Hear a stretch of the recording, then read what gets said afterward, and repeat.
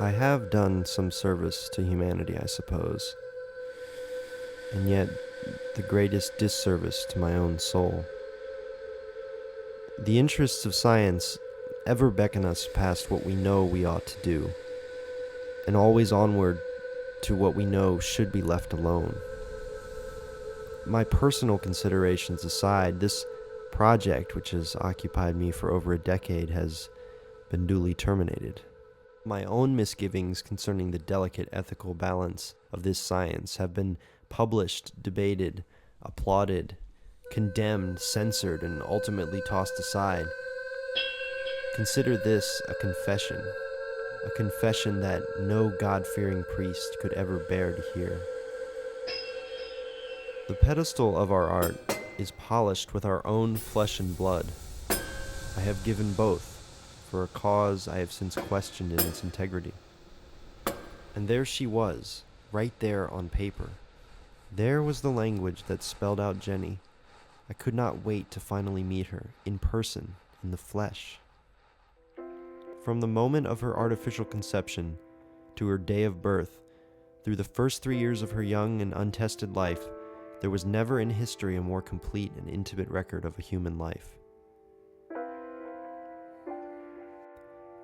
Watching Jenny grow up, I was immediately confronted by the peculiar obsessiveness with which humanity grapples with its sense of self.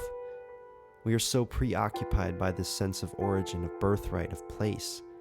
And here Jenny had none of these things, and thus it was assumed she would have some trouble coming to terms with the ontology of her existence. For a being with only an artificial mode of creation, of all the people I have known, Jenny had the most authentic sense of who she was. Jenny's reaction to the knowledge that I had donated much of my DNA to her design was not what I would have expected. She showed no outward signs of surprise, looked at me and said quite simply, "Daddy." Jenny was my daughter in a purely biological sense, and yet Jenny's very existence was a crime. The last summer of Jenny's life with me was something of an inevitability. Genesis Laboratories had, until recently, done a well enough job of keeping the United States government unaware of our human trials. Of the 13 Genesis children, only 5 survived. 3 were lost during implantation, the 4th miscarried.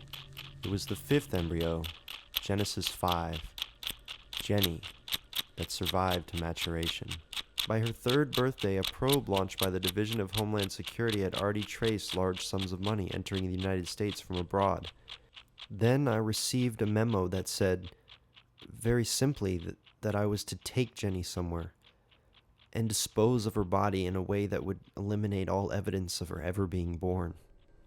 I did what I was asked. I covered it up for the company. I cleaned up their mess.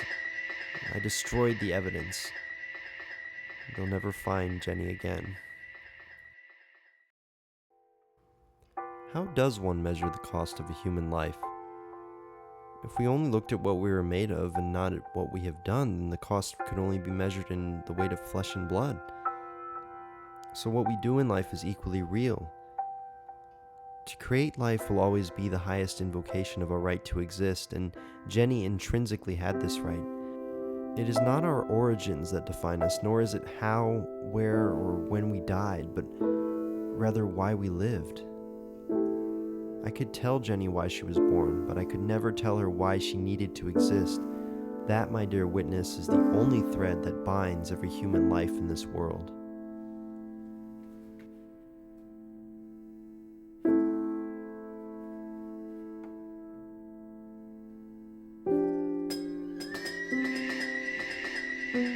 Dad, they found us!